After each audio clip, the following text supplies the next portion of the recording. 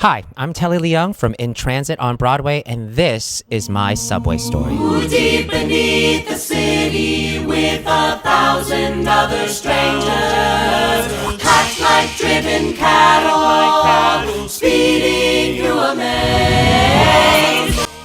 So riding the subway, you are in a subway car with many, many strangers, many New Yorkers on your commute that sometimes you might see those people every day, sometimes you might never see those people ever again, but there is something that communally bonds people because it is a shared experience. One day, it was on my commute during high school. I grew up in New York City, so I would take the subway every day to get to my high school, and a very, good-looking guy dressed in what I can only describe as a neon green zoot suit, like full-on outfit, came on the train, and he said to the entire car, "Hey guys, does anybody have a cigarette? I really need a cigarette."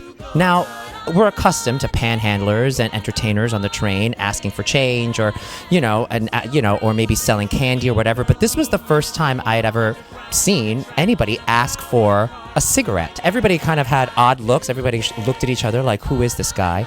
And then all of a sudden he said, I'm going to repeat myself. Does anybody here have a cigarette? Then he started getting angry. So now people are like a little nervous, right? But still, he seemed harmless because, again, he's in a turquoise zoot suit. And then he goes, "This is your last chance to give me a cigarette." Okay, now some of us are more than just a little bit nervous. Now we're a little scared because it's like, what is he going to do if we don't give him a cigarette? Well, nobody gives him a cigarette.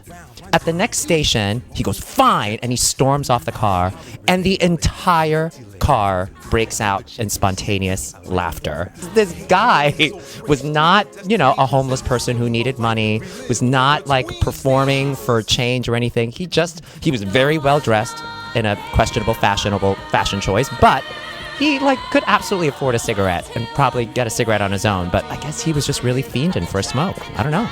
So anyway, it was one of those wonderful, beautiful New York moments where I didn't know anybody else in the subway car, but we all shared that experience. And if anybody's out there who was in that car with me, please drop me an email, telly@tellyleon.com.